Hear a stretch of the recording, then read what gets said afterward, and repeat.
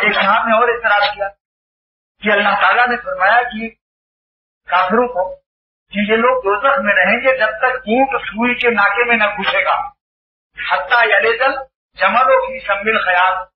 کافر دوزخ میں ہمیشہ رہیں گے جب تک اونٹ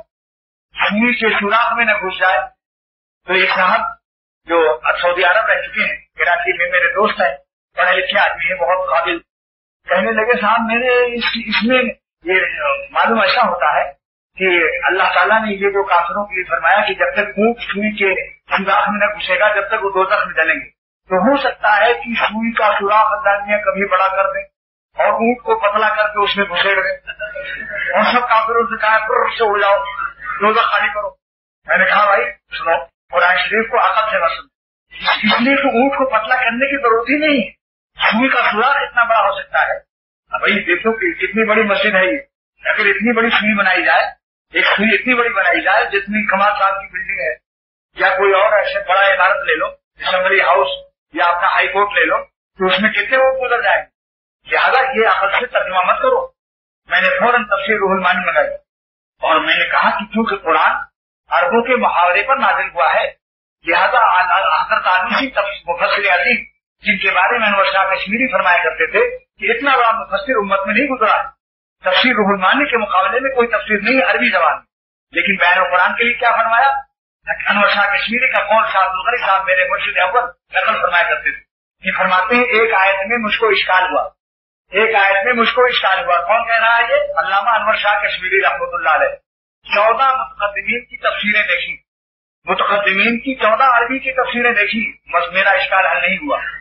پھر میں نے سوچا کہ چلو بھائی مولانا تھانوی نے بھی اردو میں لکھا، معمولی کتاب ہو، کہنے لگے اردو کی کتاب دیکھتے ہی نہیں، انور شاہ کشمیری اردو کی کتاب دیکھتے ہی نہیں، ان کو اپنی توہین اور وہ بے مزہ سا لگتا تھا، جو عربی کا ذائقہ ایسا بھی کیا تھا کہ اردو کی کوئی کتاب دیکھنے کی طاقت ہی نہیں رکھتے، لیکن مجبور ہو کر انہوں نے کہا چلو بھائی مولانا تھانوی کی اردو کی تفسیر بیان القرآن دیکھ لیں، شاید اس میں کوئی مسئلہ حل ہو جائے۔ تو حل ہو گیا مسئلہ، حضرت ایک لفظ ایسا بہا دیتے ہیں اس میں جس سے مسئلہ حل ہو جاتا، کیونکہ حضرت نے ساری تفسیریں سامنے رکھی، پھر اشکال کا حل کیا، ایک لفظ بہا دیتے ہیں بس سارا مسئلہ حل۔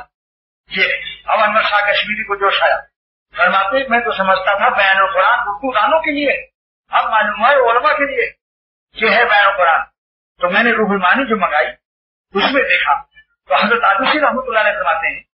کہ عرب کے لوگ جس کام کو انہیں یہ کہنا ہوتا تھا آپس میں کہ لا افعل ذلک ابدا، ہم اس کام کو کبھی نہیں کریں گے، تو وہاں یہ لگا دیتے تھے حتی تمیز الغراب، یہاں تک کہ کوا سفید ہو جائے، حتی یلج الجمل فی سم الخیاط، تو یہاں تک کہ اونٹ سوئی کے سوراخ میں پہنچ جائے۔ مقصد یہ ہوتا تھا لا افعل ذلک ابدا، اس کام کو ہمیں ہمیشہ کبھی نہیں کرنا ہے۔ تو عربوں کے محاورے پر قرآن نازل ہوا، لہذا جب تک عربوں کا محاورہ سامنے نہیں ہوگا قرآن سمجھنا مشکل ہو جائے گا۔ لہذا حضرت سید محمود بغدادی مفتی بغداد نے روح المانی میں عربوں کا محاورہ نقل کر کے پھر اس کی تفسیر کر دی کہ کبھی بھی اللہ تعالیٰ ان کو دوزخ سے نہیں نکالیں گے۔ یہ معنی ہوئے اس کی، یہ نہیں کہ سوئی کا سوراخ بڑا کر کے ان کو پتلا کر کے معنی نکال لو، یہ اپنی طرف سے ترجمہ